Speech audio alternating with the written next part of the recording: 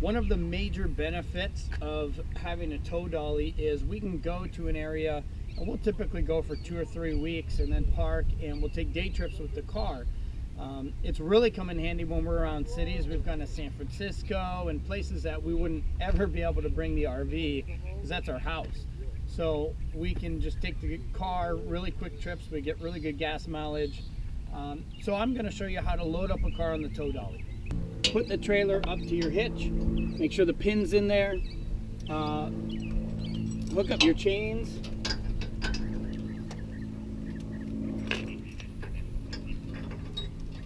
And then do the lights. Make sure that this is clean and clear of anything.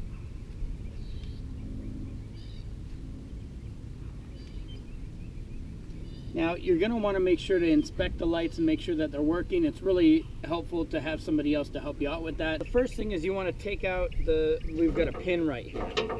And I just pull this out,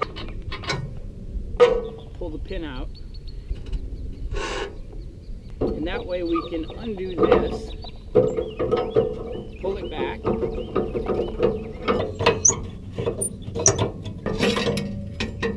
so we can drop the ramp down. So now that we've got the ramp unattached, you just simply drop it down, like so, and now we're ready to bring the car up on it.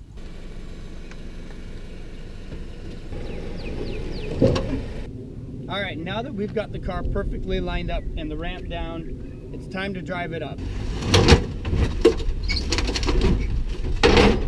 Now we're going to secure the ramp, and we just move that on, tighten this as tight as it will go. Simply put the pin through,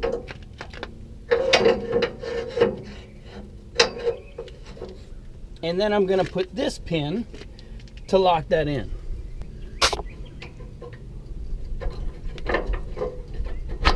There we go. So now it's time to strap up the tires. And I was told when we bought this trailer that these kind of work as seat belts for the car to make sure that it doesn't slide off if something were to go wrong. First thing is you want to make sure that this is centered with the tire. Now, one of the things that I recommend is these are left and right. So when you store them, I store it in the trunk of the car, and I keep this on the left side, and I keep the right one on the right side. So this simply goes right there, and we pull this over the tire. Okay, we want to make sure it's completely untangled, and this simply goes right over the tire there.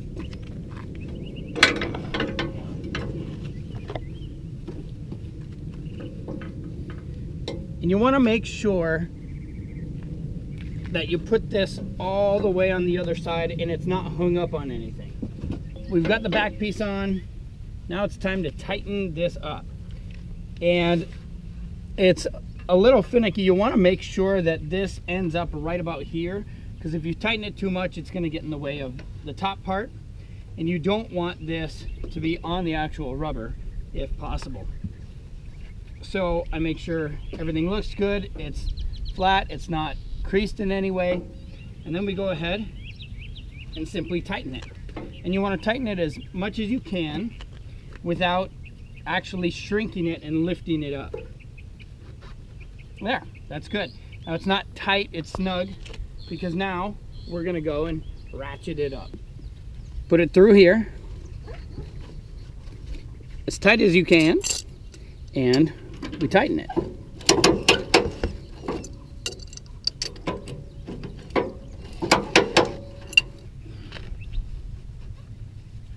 If you notice, we're not at our campsite doing this. And one of the things that we've learned is you want to make sure if you have the availability to do it on tar, that's a lot better than doing it on gravel. And we've had a lot of rain here in Texas over the past few days, so the gravel, it was really muddy. And what I've learned is when you go and try to go up the ramp, the tires can spin, and we've actually done a little bit of damage to our car going up there. We've got the car strapped up. We're ready to hit the road. Bye.